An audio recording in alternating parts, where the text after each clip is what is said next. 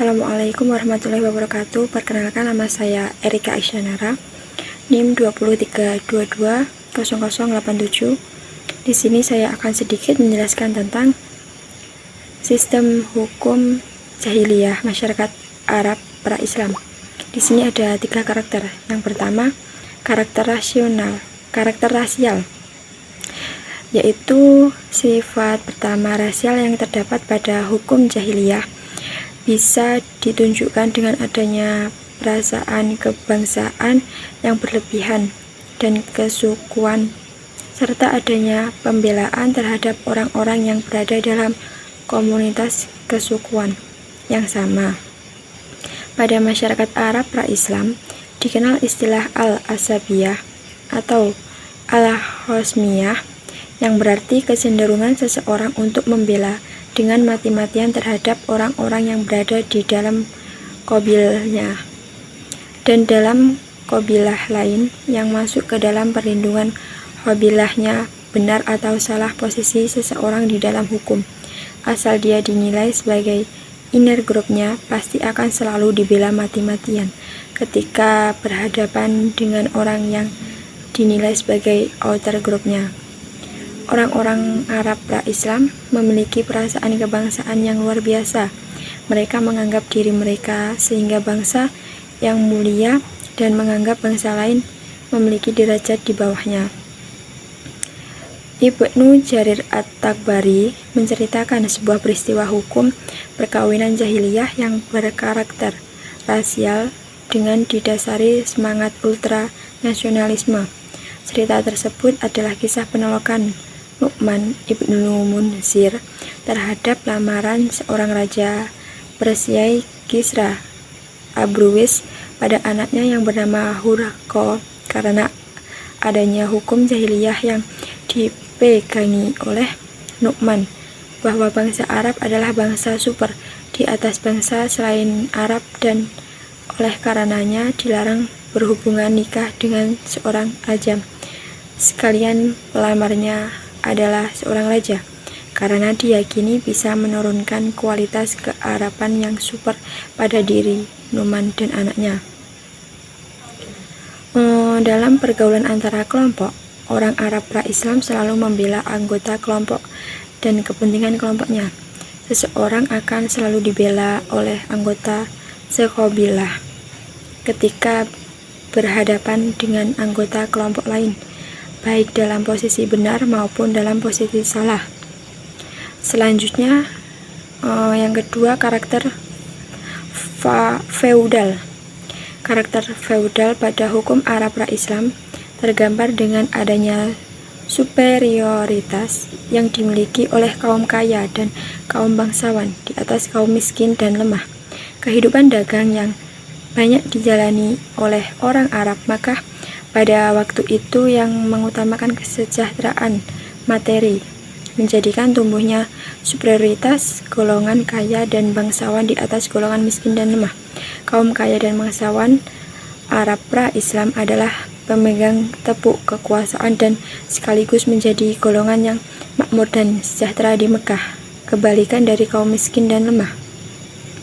Sekalipun ada nilai kebaikan dalam masyarakat Arab pra-Islam, sebagaimana yang tergambar dalam puisi-puisi Arab pra-Islam, yaitu bahwa salah satu kebaikan yang harus dimiliki oleh pemimpin kelompok adalah kedermawanan, sebagaimana dicatat oleh Philip K. Hitti. Namun disebutkan oleh Lapidus bahwa masyarakat Arab pra-Islam mempunyai rasa kebanggaan yang salah. Sistem hukum dan sejarah perbudakan di kalangan Arab pra-Islam merupakan bukti kuat adanya karakter feudal pada hukum jahiliyah masyarakat Arab pra-Islam tersebut. Budak adalah manusia rendahan yang memiliki derajat jauh di bawah rata-rata manusia umumnya. Bisa diperjualbelikan, bisa diperlakukan apa saja oleh pemiliknya, dan tidak memiliki hak-hak asasi manusia sewajarnya selaku seorang manusia. Sekian dari saya. Wassalamualaikum warahmatullahi wabarakatuh. Karakter yang berikutnya yaitu karakter patriarkis. Karakter patriarkis sangat melekat dalam hukum jahiliyah.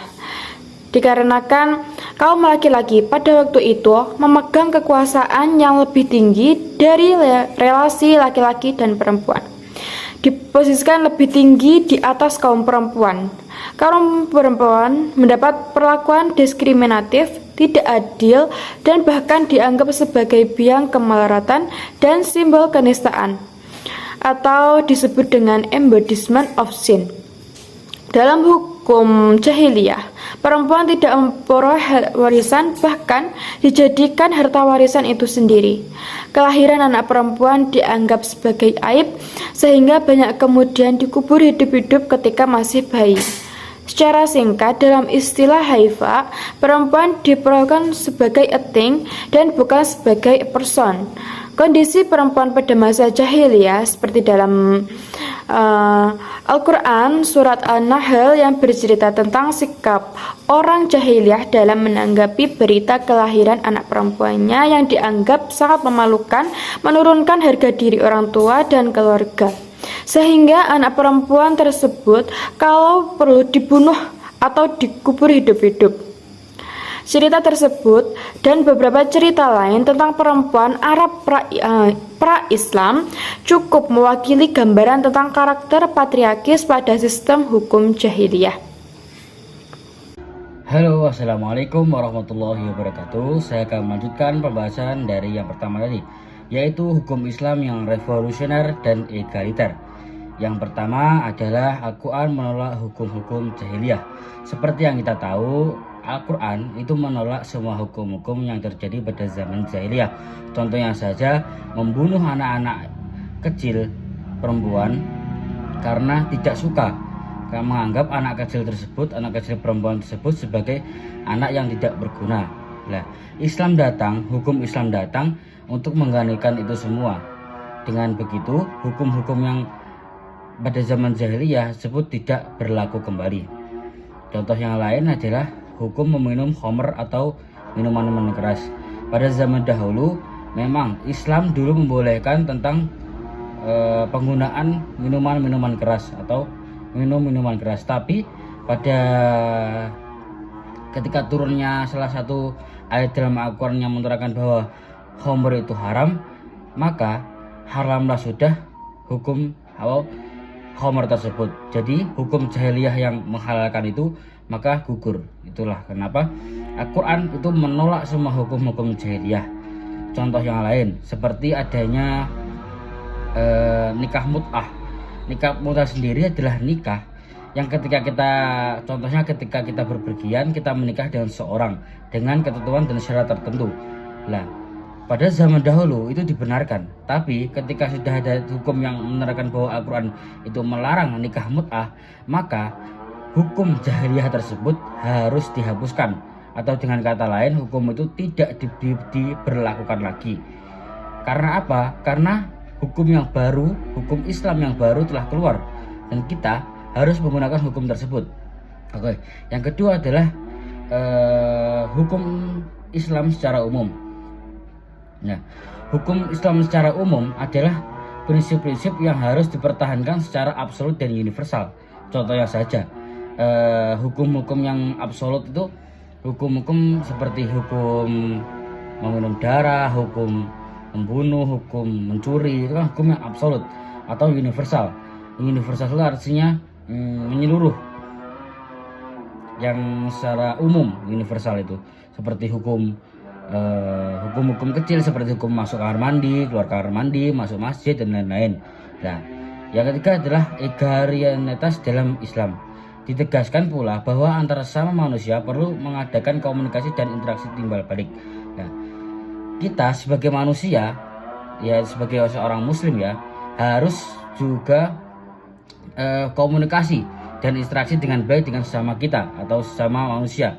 Tidak harus dengan sesama Islam, karena kita juga punya saudara-saudara yang Kristen contohnya. Nah, itu kita juga harus berinteraksi dan berkomunikasi, tidak saling mengejek dan saling menjatuhkan. Karena dengan saling mengejek dan saling menjatuhkan, maka kita tidak sengaja menunjukkan bahwa iman kita adalah iman yang tipis atau iman yang kurang kuat, karena kita masih mengolok-olok agama lain. Nah, seperti itu. Contohnya lain adalah 212 kemarin ya. 212 kemarin kan menolak Ahok. Nah, kenapa sih menolak Ahok itu tersebut?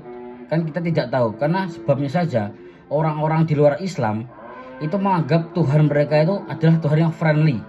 Maksudnya Tuhan friendly adalah Tuhannya itu memaafkan semua kesalahan-kesalahan yang diperbuat oleh umatnya. Contohnya saja Kristen. Kristen itu sangat berterima kasih kepada Tuhannya, Yesus ya terusnya. Karena kenapa? Karena Tuhan Yesus itu memberi perlindungan kepada mereka. Mereka tuh bisa berinteraksi dengan Yesus.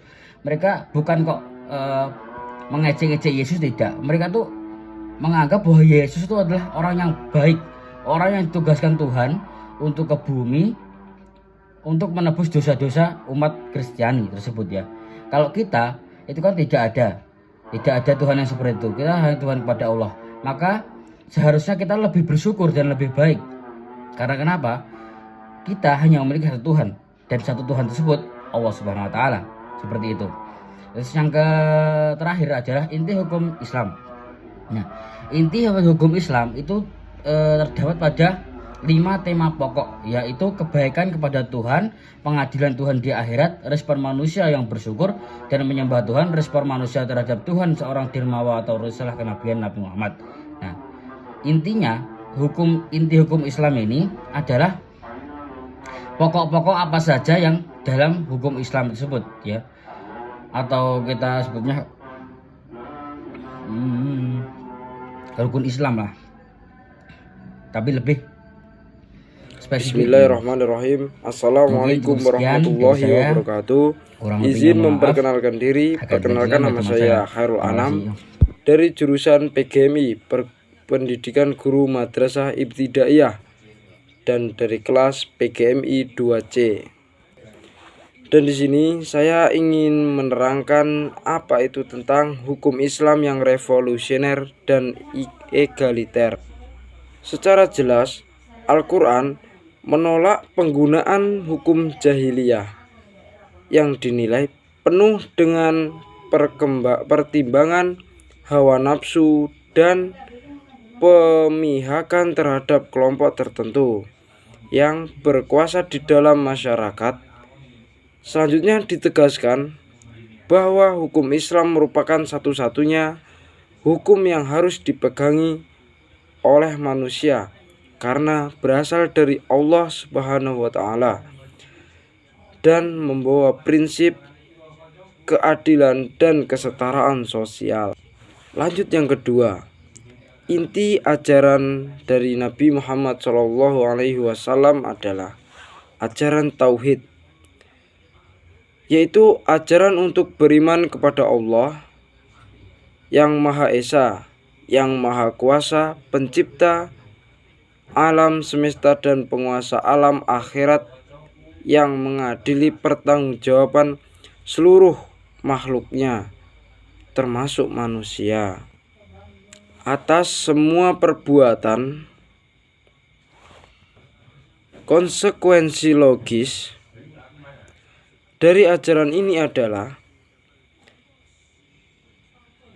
adanya kewajiban untuk menyembah dan bersyukur kepada Tuhan, serta kewajiban untuk menjadi egaliter dan saling menyayangi antar sesama makhluk, terutama sesama manusia. Dan selanjutnya hukum Islam secara umum. Hukum Islam berdiri di atas prinsip-prinsip yang harus dipertahankan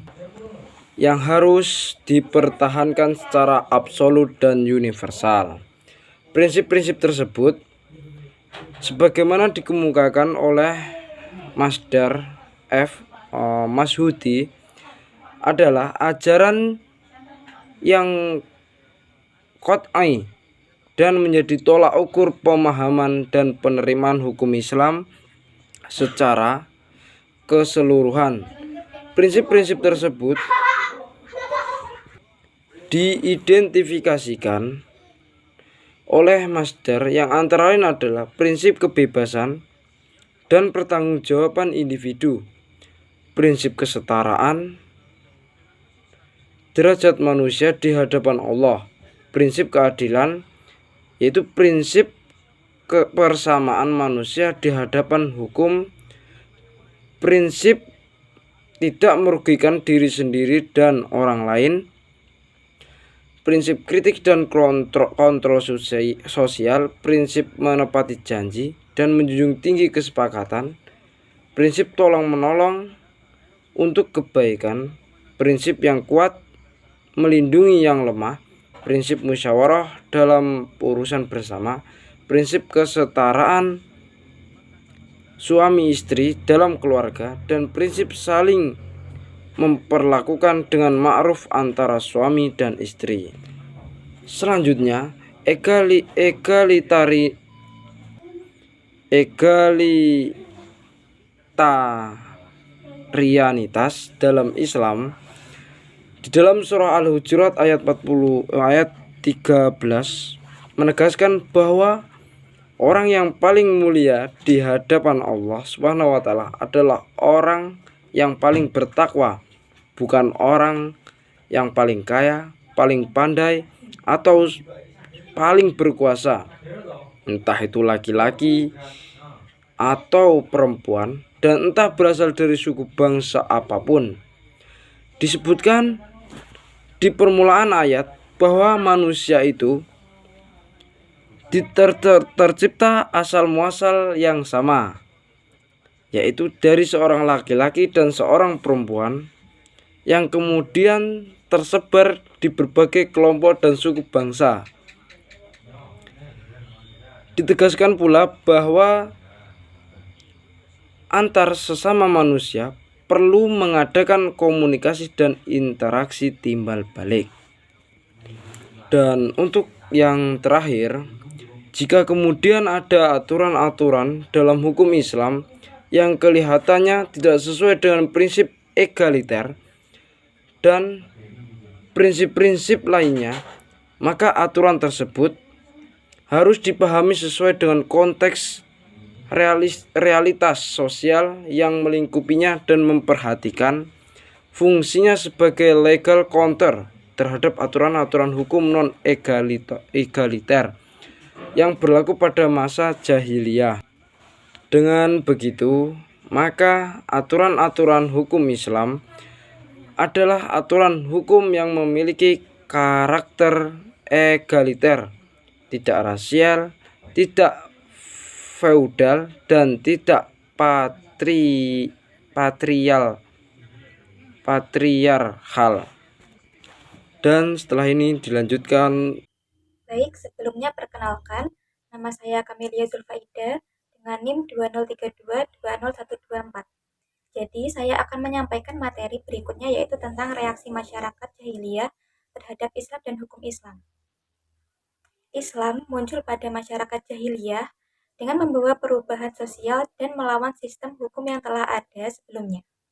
Dengan adanya perubahan yang signifikan oleh Islam, masyarakat jahiliyah memberikan respon yang positif, yaitu berupa penerimaan ajaran Islam, dan juga respon negatif berupa pertentangan yang dilakukan oleh masyarakat jahiliyah. Jadi, saya akan membahas tentang penerimaan Islam oleh masyarakat jahiliyah. Para penerima ajaran Islam pada saat awal kedatangannya terdiri dari beberapa pemuda dari keluarga Quraisy yang berpengaruh, beberapa orang dalam anggota keluarga yang kecil dan lemah, orang-orang yang termasuk anggota suku yang berada di bawah perlindungan suku Quraisy, beberapa pekerja yakni tukang-tukang, beberapa orang budak, para migran yang marginal, dan kaum miskin. Nah, alasan orang-orang yang telah disebutkan tadi menerima ajaran Islam karena mereka merasa tidak puas dengan kondisi moral dan kondisi sosial yang ada. Sebelum datangnya Islam, kondisi sosial dan moral masyarakat jahiliyah bisa dibilang sangat buruk karena mereka suka minum khamr, berjudi, banyak praktek riba, perbudakan, dan pelacuran juga merupakan hal yang lumrah, mengubur anak perempuan hidup-hidup, dan masih banyak lagi. Jadi, orang yang mula-mula masuk Islam dari kalangan perempuan yaitu ada istri dari Nabi Muhammad SAW, yakni Khadijah binti Khuwailid, lalu seorang pemuda Quraisy berusia 10 tahun yang merupakan anak paman Nabi Muhammad SAW, yaitu Ali bin Abi Thalib, disusul oleh seorang budak pemberian Khadijah yang kemudian dimerdekakan oleh Nabi Muhammad SAW, yaitu Zaid bin Harisah, dan orang keempat berikutnya adalah seorang Ansabu Quraisy yang lemah lembut dan penyayang, yaitu Abu Bakar As-Siddiq bin Abu Quhafah. Nah, dimulai dengan keempat orang tersebut, perlahan-lahan Nabi Muhammad SAW mulai mendapat sambutan baik dari masyarakat jahiliyah lainnya yang mau menerima perubahan, terutama dari kelompok yang telah dijelaskan sebelumnya. Nabi Muhammad SAW selalu memberikan perlakuan yang egaliter kepada para pengikut Islam. Egaliter di sini maksudnya yaitu sama atau setara ya. Jadi Nabi Muhammad tidak membeda-bedakan asal-usul, status sosial, dan jenis kelamin dari umatnya. Nabi Muhammad SAW juga menjadi teladan utama bagi kaum muslim dengan memiliki sikap yang rendah hati pada para pengikut Islam. Perintah Allah Subhanahu wa Ta'ala yang turun 3 tahun setelah turunnya wahyu yang pertama memuat perintah untuk mempunyai sikap rendah hati kepada para pengikut Islam yang telah ada. Kemudian, terdapat beberapa peristiwa yang menggambarkan kehidupan egaliter dan kontras dengan hukum jahiliyah. Antara lain, peran yang besar dari seorang perempuan bernama Khadijah binti Khuwailid dalam nubuwah Nabi Muhammad SAW dan penyebaran Islam.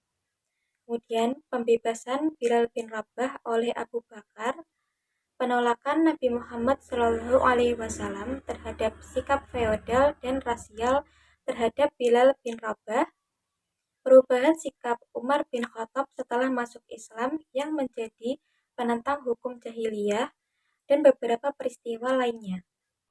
Untuk pembahasan mengenai pertentangan masyarakat jahiliyah terhadap ajaran Islam akan disampaikan oleh pemateri selanjutnya. Hai teman-teman, saya Ersa Syifaul Fadilah dengan NIM 203220089. Teman-teman, reaksi masyarakat jahiliyah terhadap Islam dan hukum Islam tidak hanya berupa penerimaan saja, tetapi juga berupa penolakan. Penolakan yang dilakukan oleh masyarakat jahiliyah terhadap Islam terjadi setelah adanya ingdar yang dilakukan oleh Nabi Muhammad SAW.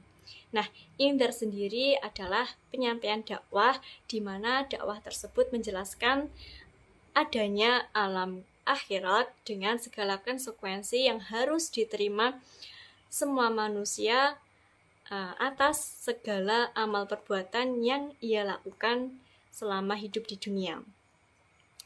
Nah, yang menolak adanya Islam adalah kelompok bangsawan, kelompok kaya raya, di mana kelompok tersebut adalah berasal dari kelompok Quraisy. Nah, kelompok Quraisy ini merupakan suku dari Nabi Muhammad sendiri.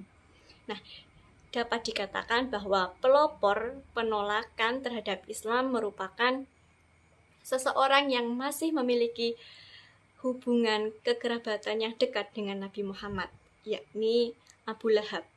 Abu Lahab merupakan paman dari Nabi Muhammad SAW. Teman-teman, penolakan yang dilakukan masyarakat jahiliyah ini tergolong ke dalam dua aspek.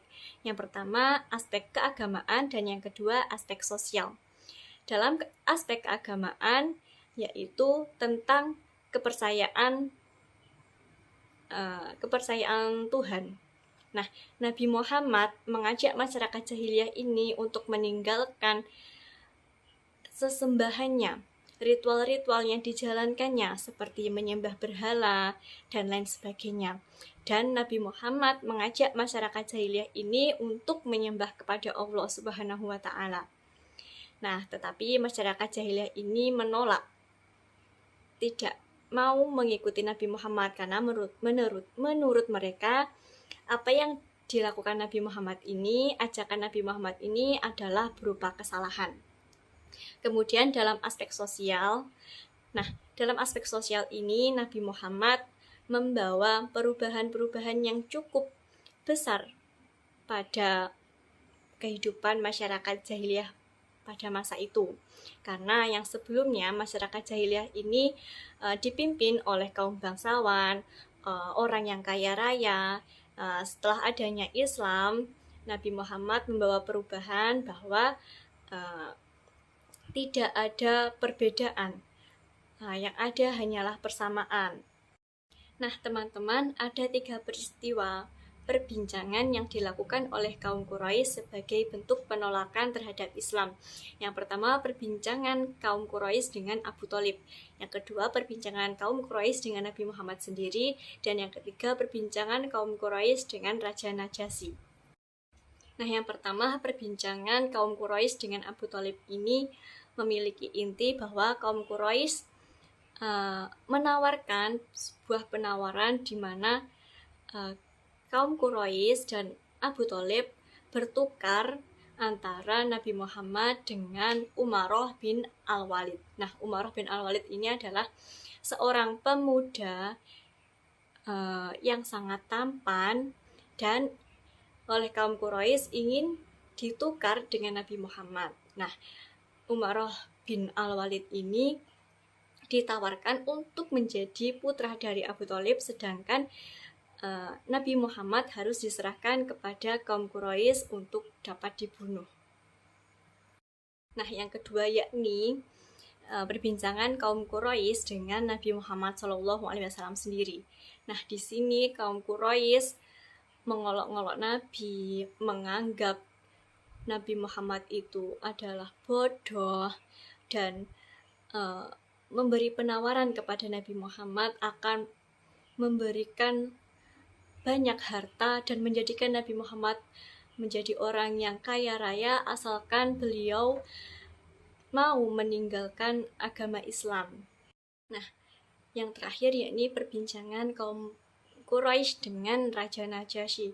Nah, ini berisikan bahwa kaum Quraisy meminta agar Raja Najasyi mengembalikan pengungsi Muslim Mekah untuk kembali ke tempat asalnya. Oke teman-teman, cukup sekian penjelasan dari saya. Kurang lebihnya mohon maaf and goodbye.